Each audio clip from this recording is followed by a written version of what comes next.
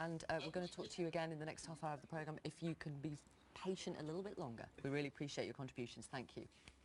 Next, 6-year-old Sophia Gibson, one of the children waiting to be treated legally in this country with cannabis, is now out of intensive care in Belfast after she was moved there because she suffered what was described as a traumatic seizure. A Home Office spokesperson said, "We completely sympathise with the families who have been facing desperate situations as they try to find treatment. That's why the government has taken action, creating an expert panel to review individual medicinal cannabis licence applications."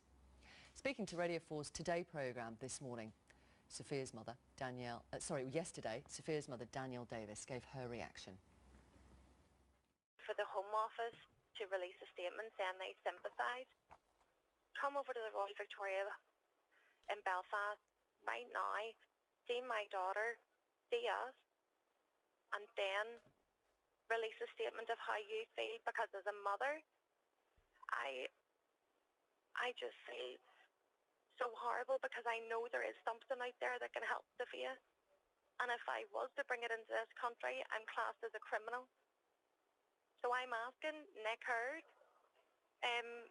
the Department of Health, whoever wants to come, I will meet them at the front door. I will give them consent to come up and see my daughter.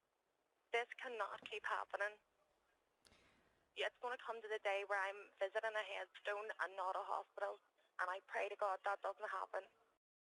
The application to the special cannabis panel set up by the Home Secretary was made on behalf of Sophia's family by the consultant neurologist and brain injury expert, Professor Mike Barnes. Good morning to you. Good morning. How is Sophia, first of all? I'm pleased to say that she's better this morning. She's up and having breakfast, and the danger period is fortunately behind her for this time round. And why do you say for this time round? Well, the nature of the condition is that she's going to continue to have seizures. She has many tens of seizures each week, if not sometimes 100 seizures a week. And that's been hugely helped by the cannabis that she had in Holland.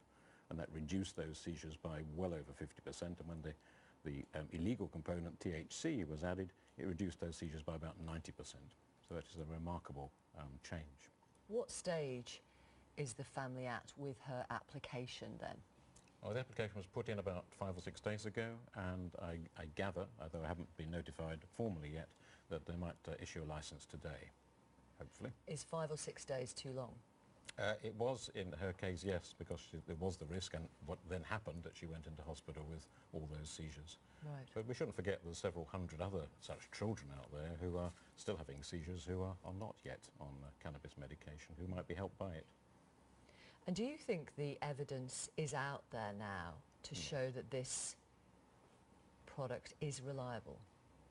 Yes, definitely. The evidence has been out there for quite a long time, actually, and that's not just, we shouldn't forget, that's not just for childhood epilepsies.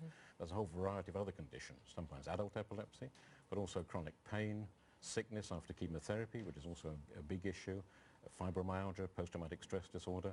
I'm not saying the evidence is hard for all of those, but there is evidence for all those indications that many hundreds of thousands of people would be helped by to some degree. So if the evidence is out there, why is this panel system needed? That's a very good question. I think in fairness to the government, they're tackling with a new issue. We have to remember only 3 weeks ago the government was saying this is a Schedule 1 drug and by definition has no medicinal value. And that's turned around 180 degrees in the space of a short period of time. And now the Chief Medical Officer has said there is good, even overwhelming evidence of the efficacy of cannabis. So in fairness to the Home Office and Nick Hurd and his department, they've put together this temporary panel very quickly. It's a pity they had to do so from pressure from Endar Payne and the other cases like Alfie Dingley, but nevertheless that's now happened.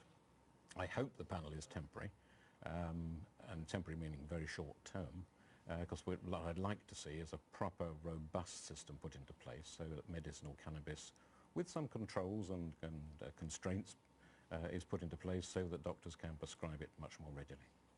Thank you so much for talking to us. Thank you, Professor Mike Barnes, and many thanks for your patience this morning as well. Thank you.